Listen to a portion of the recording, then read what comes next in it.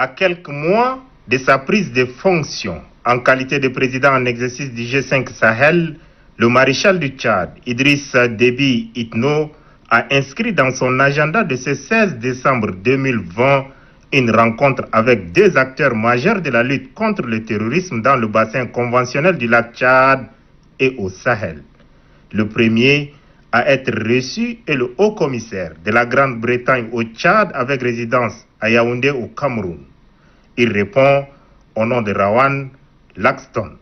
Le diplomate britannique et le maréchal du Tchad ont fait le tour d'horizon de la coopération bilatérale et la situation sécuritaire de l'heure tant au lac Tchad qu'au Sahel. Vous savez que le Royaume-Uni est engagé un peu ici au Tchad, mais surtout au Mali avec MINUSMA et sur le lac Tchad avec les pays voisins à travers le MNJTF. À part de la sécurité, on a parlé de l'importance du développement.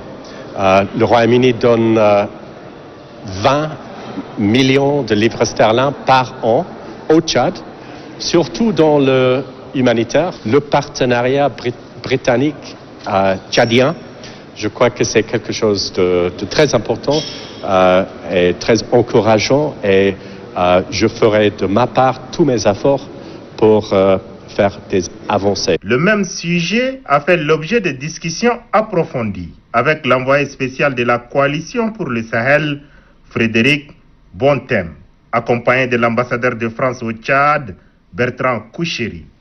Pour le maréchal du Tchad, la lutte contre les mouvements terroristes au Sahel passe par la mutualisation des efforts et surtout la montée en puissance de la force conjointe du G5 Sahel ainsi que sa mise sous chapitre 7 de l'ONU.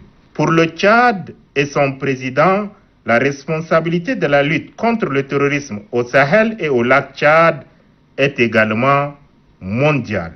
L'une des principales raisons de la non-montée en puissance réside dans la non-concrétisation des promesses faites en faveur de la force conjointe du G5 Sahel.